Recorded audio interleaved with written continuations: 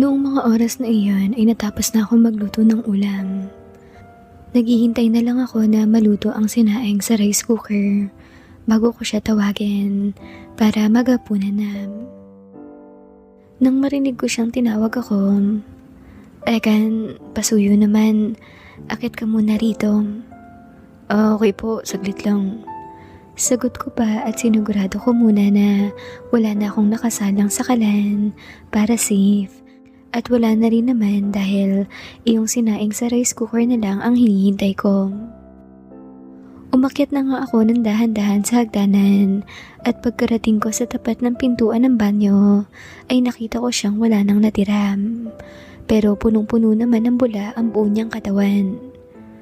Bakit po tita?" Wika ko pa at sa ibang direksyon nakatingin. "Pasok ka rito, Regan. Pakiscrub naman ang likod ko. Matagal ko na talaga itong struggle eh. Hindi ako kontento kapag ako lang ang nag-i-scrub eh. Pasuyo ko sa pag-scrub."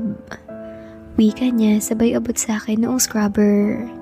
Kahit medyo nag-aalangan ay tinanggap ko na lang iyon at pumasok na rin sa loob tsaka ko sinimulan ang pagkukuskos sa likod niya. Sabi niya naman, "Diinan mo pa konti, Regan. Para mo lang akong hinihimas eh. Konting diin pa." Sabi ko naman, "Naku tita, natatakot po ako dahil baka masugat ang balat mo. Parang napakanipis eh. Ang puti mo po kasi." "Hindi yan. Matibay ang balat ko no. Maputi lang ako pero healthy ang skin ko at hindi sobrang sensitive." Okay po." Sagot ko pa at diniinan pa ako unti ang pagkuskus ko sa likod niya. Regan, malapit na ba tayong kumain?" Opo tita, kumukulo na po yung sinaing nung umakyat po ako. Kaya siguro after mong maligo ay luto na po yun. Okay. Sobrang gutom na rin kasi talaga ako eh. Grabe, ngayon ko lang na-realize na matagal na akong hindi naglilinis ng kwarto. Kaya marami na talagang alikabok dito. Kaya pala panay na rin ang bahing ko. Dahil sa alikabok pala yun. Sabi ko naman, Hayaan mo po tita, sa mga susunod na araw ay ako na po maglilinis niyan. Unahin ko lang po munang sala, terrace at sa labas ng bahay para hindi naman po nakakaya kapag may bisita ka. "Oo, Regan, tama ka talaga. Nakakahiya ang bahay ko. Medyo marumi talaga. Paano ba naman kasi, sobrang busy ko na sa work. Tapos pagkarating ko pa rito sa bahay ay pagod na ako at wala nang oras para maglinis pa dahil kailangan ko na rin talagang matulog agad." Huwag ka pong mag-alala tita. Magmula po ngayon ay ako na po mag-aasikaso sa lahat dito sa bahay mo para makabawas naman po ako sa bigat ng trabaho mo. Maraming salamat, Regan ha. Mukhang tama talaga ako ng desisyon na pag-aralin ka rito.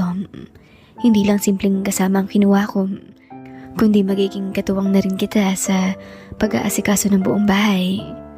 Opo tita, I'll make sure na hindi mo pagsisisihan ng pagkukup at pag-aaral mo sa akin. Okay, sige Regan, ayos na. Pwede ka na bumalik sa baba. Magbabanlaw na rin ako pero kung gusto mong ikaw ang magbanlaw sa akin, ay ayos lang din naman. Wika niya na may pagtawa sa boses. Sabi ko naman, Bahay mo lang tita ang ipinangako kong lilinisin ko, hindi kasama ang sarili mong katawan no. Sige na po, ikaw na pong bahala magbanlaw ng sarili mo. Maghahain pa po ako sa baba. Wika ko pa. Napakaseryoso mo naman. Siyempre joke lang yun no. Wika niya na tumatawa na parang kinikilig. Tapos dali-dali na akong bumaba. Pagkarating ko sa kusina ay naglagay na rin ako agad ng mga plato, kutsara, baso at tubig. Nagsandok na rin ako ng ulam para lumamig naman kaunti lalo at sa pressure cooker ko iyon niluto. Kaya sobrang init talaga noon. Tapos mainit din ang kanin namin. Baka mapaso lang ang dila ni tita at mawalan pa ng panlasa. Hindi niya na ma-appreciate ang sarap ng ulam kung wala ng panlasa ang dila niya. Lumipas pa ang 10 minuto bago bumaba si Tita Gwen. Nakapajama siya na pink, tapos t-shirt na white. Sabi niya, Grabe, kakaiba ka talaga magluto, Regan. Nangaakit ang amoy eh. Magpapatuyo pa sana ako ng buhok sa hairdryer. Kaso mas lalo lang sumingasing ang sikmura ko dahil sa sarap ng amoy ng ulam. Pwede na ba akong kumain? Opo, tita. Nagpalamig na nga ako ng ulam para hindi sobrang init. Nice. Let's eat na. Wika niya sabay upo at kumampot na ng kutsara. Tsaka humigop ng sabaw. Muli pa siyang humigop ng 3 beses tsaka nagsalita. Celery itong mabangong nalalasahan ko? Opo, tita. Wow, mas masarap pala ang nilaga kapag may celery. Opo, tita. Ganyan kasi kami magluto sa bahay. May celery talaga palagi para mabango. Mukhang mananaba ako ngayong narito ka na dahil meron ng magluluto ng masarap. Sabi ko naman. Tsaka, tita, pwede ka na rin pong magbaon ng pang-lunch araw-araw kapag papasok ka na sa trabaho. Ako na pong bahala sa paghahanda ng pagkain na pambaon mo. Talaga, Regan? Salamat ha. Makakatipid ako kapag ganun. Opo, tita. Siyempre, gabi pa lang ay lulutuin na natin ang ulam na ibabaon mo. Tapos magsasaing na rin po ako ng bago sa madaling araw para may pang-almusal ka na at may pambaon po. Grabe, na-overwhelm naman ang kasayahan ang puso ko ngayon, Regan. Marami talaga ang pagbabago ngayong narito ka na. Gagaan na ang buhay ko.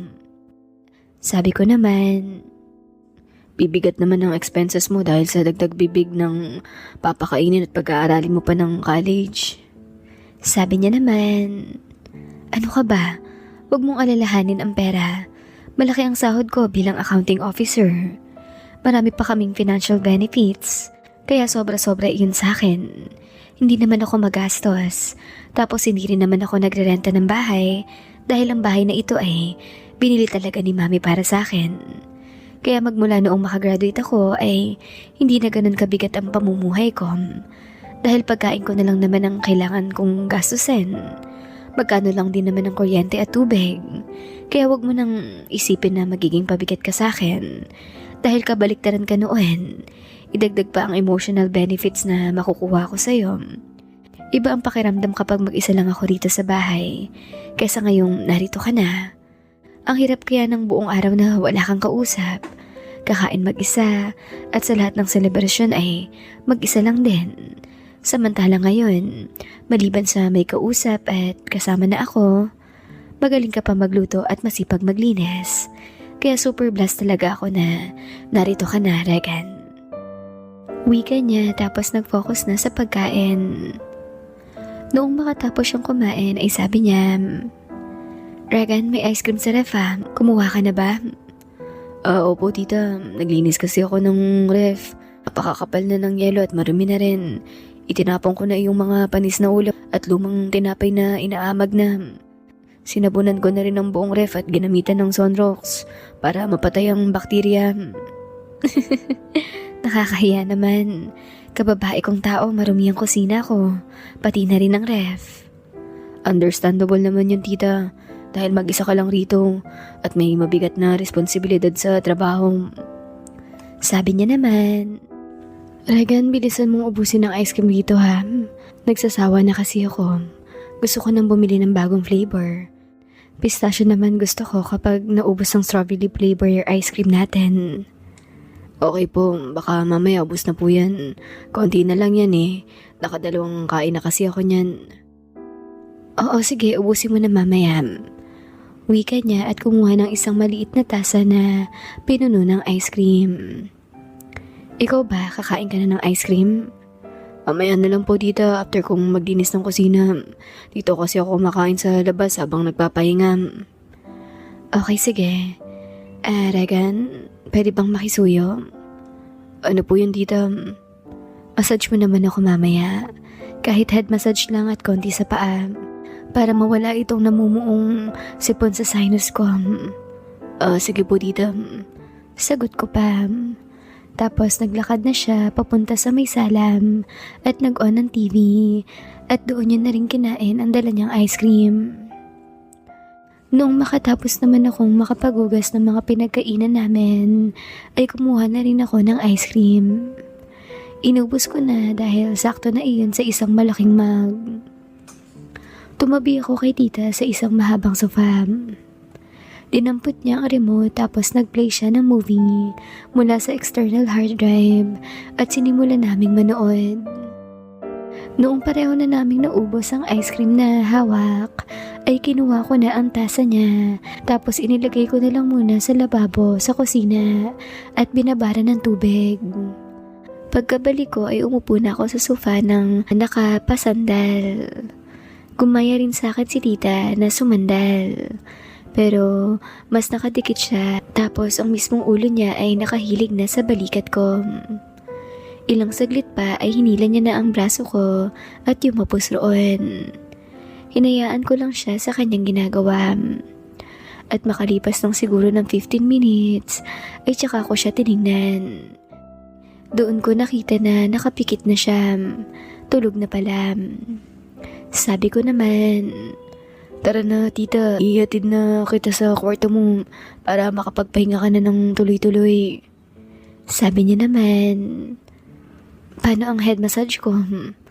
"Eh di sige po, hilutin pa rin kita." "Buhatin mo pala ako. Kayang-kaya mo naman ako, diba? Malaki naman ang katawan mo." Sabi ko naman, "Sigurado ka po tita?" "Oo. Hindi ko pa nasubukang buhatin ng kahit sino o ng kahit sariling ama dahil hindi naman ako lumaki na kasama si Papa." Dahil sa sinabi niya, kaya nakaramdam ako ng awa. Kaya pinatay ko na muna ang TV. Tsaka ko siya binuhat at dinala sa itaas.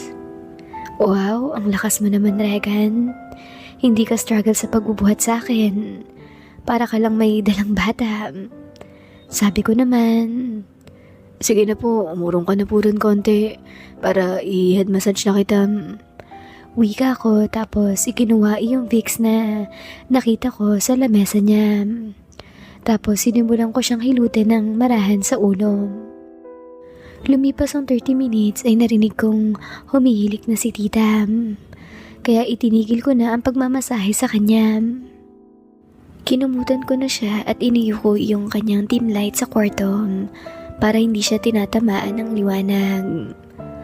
Ako naman ay bumalik na muna sa ibaba para siguraduhin nakalak na ng maayos ang gate at nalak na rin ang mga pintuan at bintana. Umakyat na rin ako agad sa kwarto ko. Gusto ko nang magpahinga dahil unang araw pa lang sa bahay ni tita. Pero napakarami ko nang ginawa. At napakarami pang naka-line up na gagawin sa kinabukasan. Lalo at halata talaga na walang maayos na pag-aasikaso ang bahay ni Tita Gwyneth. Sayang din kasi ang ganda ng bahay niya tapos marumi. Kaya hindi ma-appreciate ang pagiging mamahalin ng mga materyales na ginamit sa paggawa ng bahay na iyon. Pagkahiga ko lang ay agad na akong nakatulog. Dahil na rin siguro sa aking naging pagod sa maghapon. Kinabukasan, nagising ako sa tapik ni Tita Gwyneth sa pisngi ko. "Regan, gising. Samahan mo ako magja-jogging." Magja-jogging ka po? "Oo, gusto ko mag-jogging eh. Sige na, bumaba ka na. Ako na magpapainit ng brewed coffee." Okay po." Sagot ko pa. Tapos naupo na muna ako sa kama dahil tinatamad pa talaga akong bumangon. Hindi pa sapat ang pahinga ko. Pero wala akong magagawa. Kailangan kong samahan si tita na mag-jogging dahil baka may mambastos sa kanya sa daan. Tumayo na nga ako at bumaba na. Pagkarating ko sa baba ay may black coffee na sa lamesa. 2 maliit na tasa. "Sige na, inumin mo na yung kape para makaalis na agad tayo." Wika ni Tita Gwyneth. Kaya naman umupo na ako sa hapagkainan at humigop hanggang sa mga lahati iyon. Sabi ko pa, "Hindi po tayo mag-aalmusal." "Mamaya na pagka-uwi natin galing sa jogging." Sige po pala, magbibihis lang ako." Wika ko pa. Tapos pagkababa ko ay naroon na sa may pintuan si tita. Naka-rubber shoes na siya. Kaya sinuot ko na rin ang lumang sapatos ko. Tapos lumabas na kami ng gate. Pagkalabas namin ay nakita namin ang dalagang si Chelsea sa tapat ng tindahan nila, nag-i-stretching at naka-rubber shoes din. Good morning, Chelsea. Bati ni Tita Gwen. Sabi noong dalaga, uy, magja-jogging rin kayo ate. Pwedeng makisabay kung hindi ako makakaistorbo. Oo naman, mas maganda nga kung mas marami. Wika ni Tita Gwen. Sige po pala ate, mag-stretching na rin kayo para hindi maipitan ng ugat. Alright. Sagot pa ni tita at doon na rin sa may tapat ng tindahan nag-stretching. Maging ako ay nakisabay na rin. Makalipas siguro ang 15 minutes ay sabi ni tita, ayos na yun? Ano, tara na? Okay, let's go. Sagot ni Chelsea. Tapos nagsimula na kami mag-jogging. Noong una, akala ko ay talbog-talbog na jogging lang ang gagawin nila. Pero sa hindi katagalan ay semi-takbo na. Medyo nag-alala na ako dahil kahit pa nagbabasketball ako sa amin, hindi naman malakas ang stamina ko sa takbuhan. Pero kapag tinitingnan ko si Tita Gwyneth at Chelsea, ay parang kalmado lang sila. Nagkukwentuhan pa nga. Samantalang ako na naroon sa likuran nila, kinakapos na ng hangin at nagpapanggap na lang na ayos pa ako para hindi naman ako magmukhang kahiya-hiya. Noong makakalahating oras na kami ng pagtatakbo ay sabi ko, Tita, baka pwedeng bagalan na po natin. Nararamdaman ko nung mag-akrams ako eh. First time ko po kasing mag-jogging eh. Ganun ba? Sige pala. Chelsea, average speed na lang muna tayo. Okay ate. Sagot naman ng magandang dalaga na namumula na kaunti ang pisngi habang tumatakbo at naiinitan. Pero mas lalo pa siyang gumaganda habang napapagod at namumulam. Noong makadaan kami sa isang bakery ay sabi ni tita, tara, bili muna tayo ng pandesal tapos brisk walking na lang tayo papauwi. Para cool down na lang yun. Sumang-ayon naman ang dalaga at bumili na rin ng pandesal para sa kanila. Mahigit 1 oras din ang inabot namin sa pagja-jogging sa labas. Noong malapit na kami sa bahay ay sabi ni Chelsea, Regan, kapag gusto mo mag-jogging, sabihan mo ako para makikisabay ako. Sabi ko naman nang nakangiti, ayaw kitang makasabay mag-jogging. Para kang magmamarathon, ang bilis yung tumakbo. Napatawa naman sila pareho ni tita. Tapos sabi ni Chelsea, edi kapag tayo lang ay babagalan ko lang syempre para makasabay ka. Si Ate Gwen lang kasi ang sinasabayan ko ngayon. Hindi ko naman alam na nahihirapan ka palang makasabay sa aming dalawa. Sabi naman ni tita, oo Regan, tama si Chelsea. Sumabay ka sa kanya mag-jogging araw-araw para masanay ka. Lalaki ang tiyan mo kung araw-araw kang nasa bahay lang. Opo, tita. Sagot ko pa. At noong makarating na nga kami sa bahay, ay nagpasalamat si Chelsea sa pagsabay niya sa amin. Tapos tumuloy na rin kami ni tita sa loob ng bahay. Sabi ni tita, Regan, ikaw nang bahala magluto ng pang-almusal ha? Kahit 2 jumbo hotdogs lang, tapos sunny side up eggs. Yun ang ipapartner natin sa pandesal. Okay po. Sagot ko pa tapos sa kusina na ako dumaretso. Naririnig ko naman ang patak ng tubig sa CR. Ibig sabihin ay naliligo na siya. Noong makababa ay agad na kaming nag-almusal. Habang nag-aalmusal kami ay sabi niya, Regan, mag-shopping pala tayo mamaya para naman magkaroon ka na ng matitunong damit. Tsaka bagong rubber shoes na rin para magamit mo sa pagja-jogging. Okay po, tita. Sagot ko pa. Noong matapos kami mag-almusal ay sabi niya, sige na, maligo ka na muna at mag-ready para after mong makapag-ready ay aalis na rin tayo. Siya nga pala, marunong ka bang mag-drive? Opo, tita. Eh di, ayos pala. Ikaw na mag-drive ng kotse mamaya ha. Automatic naman yan kaya madaling imaneho.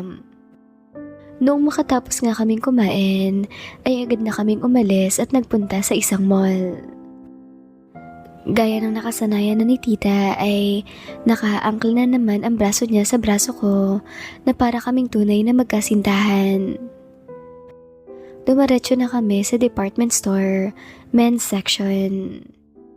Nagulat ako dahil kumuha siya ng cart na ditulak. Parang marami talaga ang bibilhin. Tiningnan niya ako ng mabuti sa katawan. Tapos saglit na nag-isip. Tsaka niya sinabing, "Tara, sumunod ka na sa akin. Ikaw magtulak na tong cart. Gusto ko ako masusunod sa magiging fashion style mo dahil ako naman ang gagastos. Nagkakaintindihan ba tayo ron?" Okay po. Pagsang-ayon ko pa. Total siya naman ang gagastos at mukhang maayos naman ang alam niyang fashion dahil kahit siya ay modern fashion ang pormahan. Una niyang nilapitan ay iyong mga maong na pantalon. Kumuha siya ng kulay blue na may pagka-green at faded ang kulay. Dalawa noon pero magkaiba. Tapos lax na black. Iyong parang maong rin ang tela pero malambot na pwedeng i-partner sa mga damit na pang-formal gaya ng polo shirt at long sleeve. Tapos kumuha siya ng cotton na sleeveless, 6 pieces, tapos 6 pieces na sandom, tsaka naman lumipat sa mga semi-formal. Kumuha siya ng polo shirt na magkaiba ang kulay at design. 6 rin ang kinuha niya. Tapos, t-shirt rin na pang formal dahil magaganda ang design at mamahalin. Tsaka siya kumuha ng shorts na pang-jogging, medyas at jacket. Nalula na ako sa dami ng ikinarga niya sa cart. Gusto ko siyang pigilan pero ang sabi niya na huwag raw akong makikialam dahil siya ang masusunod sa pagkakataong iyon. Ikinuha niya rin ako ng 2 dosena na mga panloob. Basta lahat ng kailangan ko ay kinuha niya ako. Tsaka naman kami pumili ng sapatos. Binili niya ako ng isang rubber shoes na pang jogging at isang leather na pwedeng pang casual at pwede na rin sa pang formal. Noong matapos makapamili ay inihatid na muna namin lahat ng pinamili namin sa kotse para raw wala kaming bitbit habang naglalakad sa loob ng mall. Noong wala na nga kaming dala ay sabi niya, "Tara, dito na tayo mag-lunch. Gusto ko sa Italian restaurant." Wika niya tapos muli na naman akong hinawakan ng mahigpit sa braso at nagtuloy na sa paborito niyang restaurant. Siya na rin ang umorder pagkarating namin roon. Tapos habang naghihintay kami ng order ay sabi niya, "Alam mo Regan, hindi ko alam kung bakit sobrang saya ko ngayon. Hindi lang sa mismong araw na to I mean, magmula noong bumalik ako dito sa syudad at kasama kita. Dati kasi noong ako lang mag-isa ang namumuhay ay parang walang excitement. Normal lang ang lahat. Papasok sa trabaho, uuwi at matutulog. Niyang paglilinis ng bahay ay ayoko nang gawin. At kapag gusto kong kumain ng masarap ay pupunta lang ako sa mga mamahaling restaurant sa mall. Tapos kakain ako mag-isa. Tapos balik na naman sa normal na buhay na palagi lang akong bumibili ng pagkain sa mga karinderya kapag nagsawa na ako sa mga pagkain na meron ako sa bahay. At sa loob ng 1 taon, iyon 2 beses na pagbabakasyon ko sa inyo lang ang palagi kong nilulook forward at hinihintay. Dahil at least kapag naroon ako sa inyo ay may makakasama akong isang buong pamilya. Pati si Papa ay makikita ko rin. Yun lang ang munting kaligayahan ko sa aking buhay. Pero ngayon na kasama na kita rito sa Maynila, parang napakarami kong nilulook forward na mga events. Kasi alam kong hindi na ako mag-isa na magsa-celebrate. Sabi ko naman, Bakit wala pa tayong decoration sa bahay? December 10 na ngayon Sabi niya naman, oo nga no. Sige pala, After natin kumain ay bibili na tayo ng mga Christmas decoration. Tapos isang malaking Christmas tree. Nakaka-enjoy na mag-assemble noon kasi hindi na ako mag-isa. Mag-grocery na rin tayo bago tayo umuwi. Okay po, tita. Tama po yun para isang puntahan na lang.